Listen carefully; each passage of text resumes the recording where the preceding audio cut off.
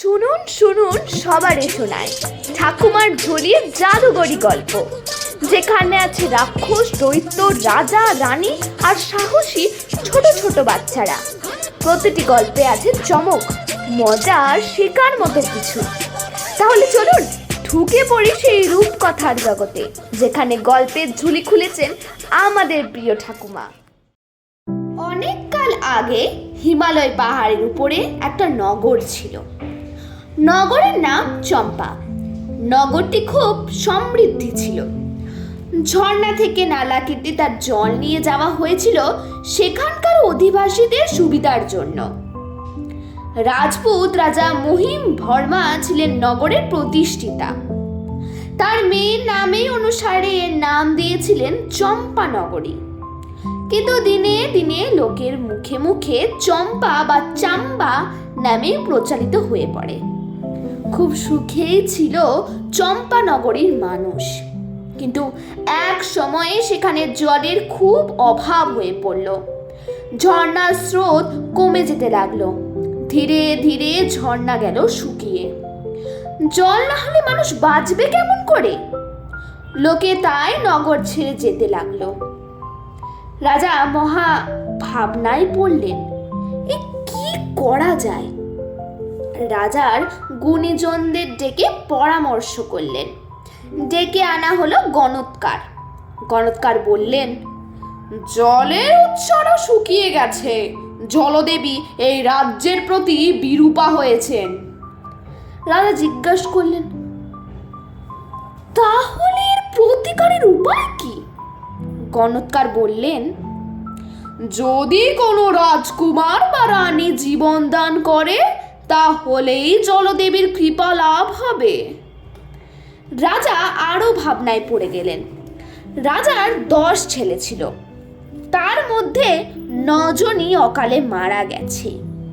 বেঁচে আছে মাত্র একজন, সবেদন নীলমণি। সে জীবন দিলে পরে রাজা হবে কে? তবে রানী আছে 7 জন। তাদের মধ্যে যে কোনো একজন জীবন দিলে সবকিছু সমাধান হয়ে যায়, কিন্তু কে দেবে জীবন? রাজা একে একে সব রানীকে জিজ্ঞাসা করতে লাগলেন। প্রথমে গেলেন বড় রানীর কাছে। সব কথা শুনে বড় রানী বললেন, না মহারাজ, আমি মরতে পারবো না। মৃত্যুর কথা শুনলে আমার বুক কাঁপে। রাজা গেলেন মেজো রানীর কাছে। তিনি বললেন, আমি মরতে যাব কেন প্রজাদের জন্য? আরো তো রানী আছে। সেজো রানীকে সে কথা বলতেই হেসে উঠলেন তিনি। বললেন, বাবুন গণৎকারের কথাই যে ঠিক, তার কি কোনো প্রমাণ আছে? একজন মরলেই যে ঝর্ণার জল আবার পড়বে, সে কথা আমি বিশ্বাস করি না। রাজা তখন গেলেন আরেক রানীর কাছে। সে রানী আরো অহংকারী। তিনি বললেন, আমার মরবার দরকার কি? এখানকার ঝর্ণা যদি শুকিয়ে যায় তাহলে অন্য ঝর্ণার পাশে গিয়ে নগর বসালেই হয় বাপু। হ্যাঁ। রাজা হতাশ হয়ে গেলেন অন্য রানীর কাছে। সেই রানী ঠোঁট উল্টিয়ে বললেন, জীবন দেওয়ার জন্য কি আমি এখনকার রানী হয়েছি?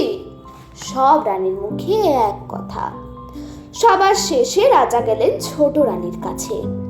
সব কথা শুনে তিনি কিছুক্ষণ কি যেন ভাবলেন, তারপর বললেন, সবাইকে তো একদিন মরতে হবে, তবে আর মরার ভয়ে করলে লাভ কি?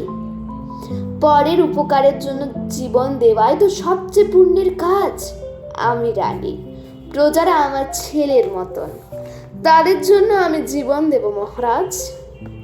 ছোট রানীর কথা শুনে রাজা আশ্বস্ত হলেন। তিনি সে কথা জানালেন বামন পুরুতদের কাছে। তারা পুজোর আয়োজন করলেন। আশপাশের রাজ্য থেকে ঢাকি এলো ঢাক বাজানোর জন্য। প্রজারা নিয়ে এলো পুজোর নানা উপকরণ, নৈবেদ্য। হইচই পড়ে গেল চারিদিকে। ছোট রানী জীবন দান করবেন এ কথা চারিদিকে রাষ্ট্র হয়ে গিয়েছিল। সেই দৃশ্য দেখবার জন্য হাজার হাজার লোক ঝর্ণার ধারে জমা হলো। ফুল ফল নিয়ে ছোট রানী গেলেন ঝর্ণার ধারে। সেখানে পুজোর বেদি সাজানো হয়েছিল, জ্বালানো হয়েছিল ঘৃতের প্রদীপ। পুরোহিত পুজোর মন্ত্র উচ্চারণ করলেন, বেজে উঠল ঢাক, ঢোল, কাসর, ঘণ্টা ইত্যাদি। সুরভিত ধূপের গন্ধে চারিদিক ভরে গেল। শেষ হলো বরুণ দেব ও জলদেবের পুজো। পুরোহিত যজ্ঞের টিকা পরিয়ে দিলেন ছোট রানীর কপালে। জয় তিলক ললাটে নিয়ে ছোট রানী উঠতে লাগলেন উঁচু নিচু পাহাড়ের পথ বেয়ে। ঝর্ণার ধার ঘেঁষেই তিনি উঠলেন। ক্রমে ক্রমে উঠে গেলেন ঝর্ণার শীর্ষের ধারের কাছে। শীর্ণ ধারায় জল পড়ছে সেখান থেকে, কিন্তু সেই জল আর নিচে গিয়ে পৌঁছাচ্ছে না। রানী সেই শীর্ষস্থান গিয়ে দাঁড়িয়ে পড়লেন, তারপরে লাফিয়ে পড়লেন নিচের দিকে। শীর্ণ জলধারের সাথে পাথরের বুকে রানীর দেহ আছড়ে পড়ে নিথর হয়ে গেল। অগণিত দর্শক কম্পিত বুকে ও বিস্মিত দৃষ্টিতে দেখল সেই ভয়াবহ অপরূপ দৃশ্য। কিন্তু কিছুক্ষণ পরেই আরেক আশ্চর্য দৃশ্য মানুষ অভিভূত হয়ে পড়ল। ঝর্ণার উচ্চ ধারায় উঠতে লাগলো জল। দেখতে দেখতে ফেপে ফুলে উঠল জলের ধারা। ছল ছল করে নেমে আসতে লাগলো জলের স্রোত। নগরে আর জলের অভাব রইল না। নগরবাসীরা সেই রানীর নামে এক দেওয়াল তৈরি করলো। রানীর নাম ছিল সুনয়না দেবী। দেওয়ালের নাম হলো সুদেবীর মন্দির।